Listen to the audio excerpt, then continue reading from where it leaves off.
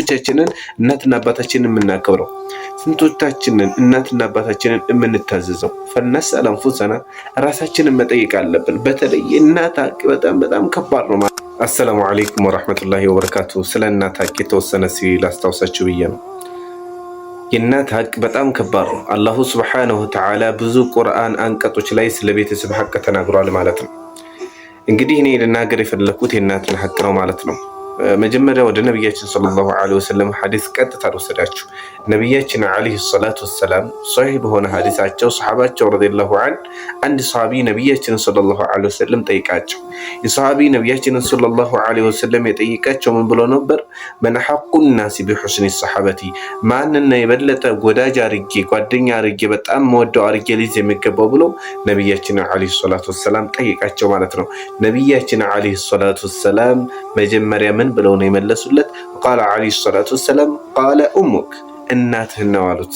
ሁለተኛ ثم ምን ብሎ ጠይቃቸው? የሰሐቢ ረዲየላሁ ዐንሁ ማን ነው በመቀጠል ብሎ ሲጠይቃቸው ቃል ثم ኡሙክ፣ አሁንም ነቢያችን ሰለላሁ ዐለይሂ ወሰለም እናትህ አሉት ማለት ነው። በመቀጠል አሁንም ለሶስተኛ ማን ነው ብሎ ሲጠይቃቸው ኡሙክ አሉት ነቢያችን ሰለላሁ ዐለይሂ ወሰለም። በአራተኛው ቃለ ዐለይሂ ሰላቱ ወሰላም አቡክ፣ አባትህ አሉ ማለት ነው። ስለዚህ የእናት ሀቅ በጣም ከባድ ነው ማለት ነው።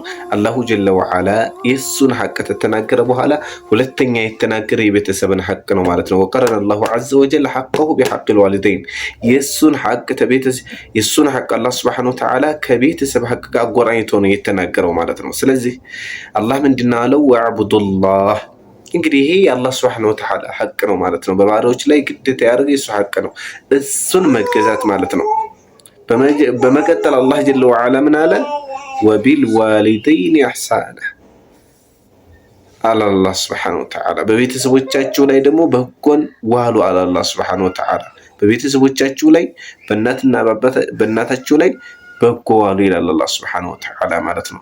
የእናትና የአባት ሀቅ እስልምና ላይ በጣም ከባድ የሆነ ሀቅ ነው ማለት ነው። ራሳችንን መጠየቅ አለብን። ስንቶቻችንን እናትና አባታችንን የምናከብረው?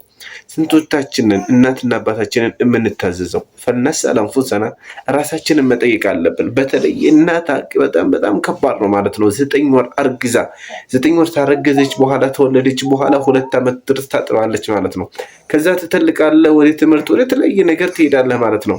እስከም ህይወቷ እስካለ ድረስ ለአንተ ለማሰብ ለአንተ ለመቸገር ቀልቧ ይባትናል ማለት ነው። ስለዚህ የቤተሰብ ሀቅ ራሳችንን መጠየቅ አለብን።